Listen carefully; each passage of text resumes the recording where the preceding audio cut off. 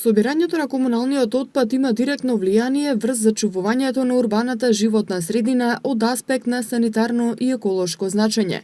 Динамиката за собирање и транспортирање на комуналниот отпад од подрачјето на градот Скопје се утврдува во зависност од густината на населеност, количество на создаден комунален отпад, структура на комуналниот отпад, начинот на однесување на корисниците во урбаната заедница, инфраструктурните сообраќајни услови и видот и бројот на поставените садови за комунален отпад.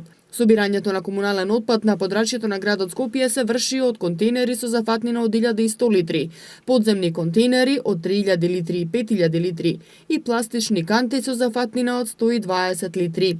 Од јавното предпријатие Комунална хигиена посочуваат дека чистењето на контейнерите се врши еднаш дневно, по претходно утврден план, а според тоа треба и граѓаните да го почитуваат времето кога да го фрлаат ѓубрето во контейнерите, за тоа да не останува до следниот ден. Од Комунална вела дека на самите контейнери има налепници на кои е наведено во кој период граѓаните треба да го фрлаат ѓубрето, а после половина или 1 час од времето предвидено за одлагање на отпадот, поминува возило на Комунална хигиена и ги празни контейнерите. Оттаму апелираат граѓаните да го почитуваат периодот предвиден за одлагање на отпадот, се со цел да нема појава на преполни контейнери или растурено ѓубре од кучиња и мачки. Според досегашната пракса, граѓаните и не го почитуваат многу терминот во кој треба да го изфрлаат комуналниот отпад.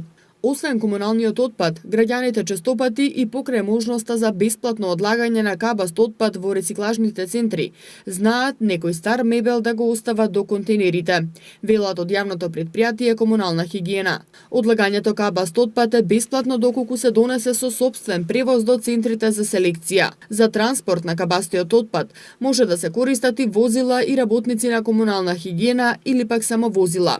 Оваа услуга граѓаните може да ја добијат во договор со предпријатието и со извршена наплата за услугата. Па така, доколку граѓанинот сака кабастиот отпад да биде земен од неговиот дом со возило од Комунална хигиена и при тоа да биде утоварен и истоварен од страна на двајца работници од предпријатието, за една тура тоа ќе чини 1733 денари со вклучен ДДВ.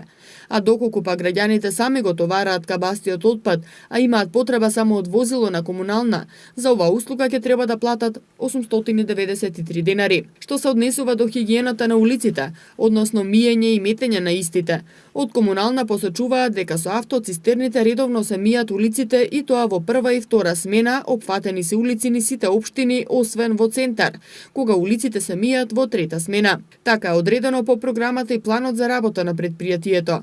Сезоната на автоцистерните е од 1 април до 30 октомври, бидејќи само тогаш постојат услови за работа. Во спротивно, коловозите може да замрзнат. За тоа колку често се метат и мијат улиците, од Комунална вела дека чистењето на јавните сообраќајни површини е во зависност од повеќе параметри.